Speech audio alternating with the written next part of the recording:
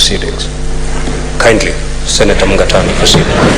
Thank you, Mr. Speaker. Mr. Speaker, Senator Onyonka. Mr. Speaker, I would like to first thank you, Mr. Speaker, for looking this way.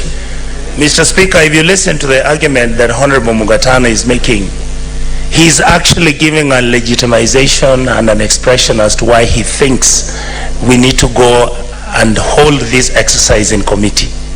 Already the presentation that has been made by none other than the majority leader, he said both options are on the table. I don't understand why he is arguing that according to him the best way to conduct this exercise is through committee, and yet as members of the Senate we must be allowed to vent and discuss this matter because we have issues which are outstanding. And I don't want to, Mr. Speaker, I don't want to be a rubber stamp on this exercise. Allow us to vent. Allow us to explain why we disagree with the majority leader. He may have his way, but allow us to have our way, our say. Senator Onyonka, yes, that is exactly what is happening now. Senator Mungatana has taken a position. He wants to persuade you, yes, to go the committee way. Let us allow Senator Mungatana to make his contribution. Thank you, sir. But I hope you will also allow us to make our case. Senator Mungatana. Mr. Speaker, as I take my seat, we have been told in submissions by previous speakers that what we are carrying out, Mr. Speaker, is a quasi-judicial function of this Senate. Mr. Speaker, every person who has appeared in a court of law knows... Honorable Senators, may Senator Mungatana be heard in silence, please. Mr. Speaker, can I be protected from Senator Cherargei? He is deliberately doing this so that I don't get to persuade other people. Senator Mungatana, proceed. Much obliged. If you have an intervention, you press, you don't shout. Much obliged. Mr. Speaker, I'm making my last point before I sit.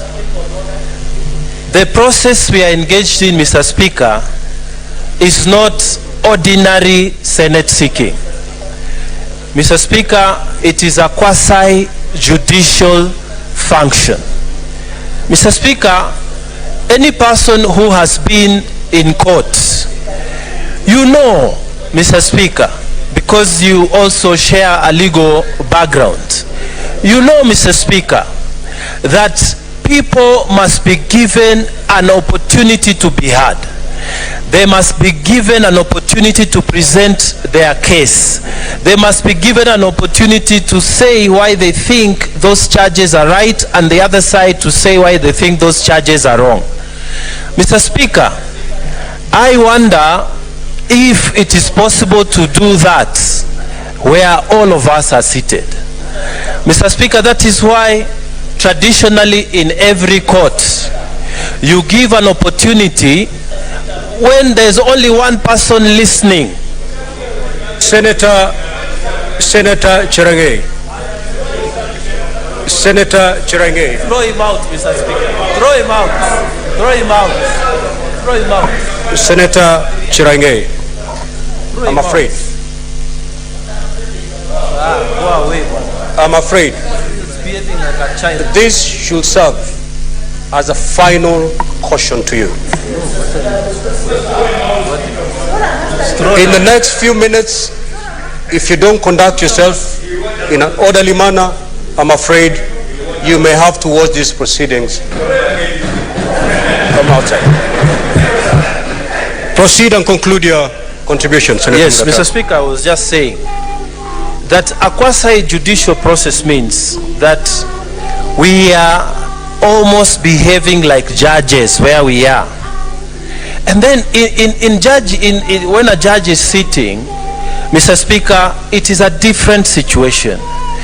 It is better when there are fewer of us than when we are many of us. Because when we are many of us, Mr. Speaker, the whole mood becomes different. That's when you have the Cherargeis and such people in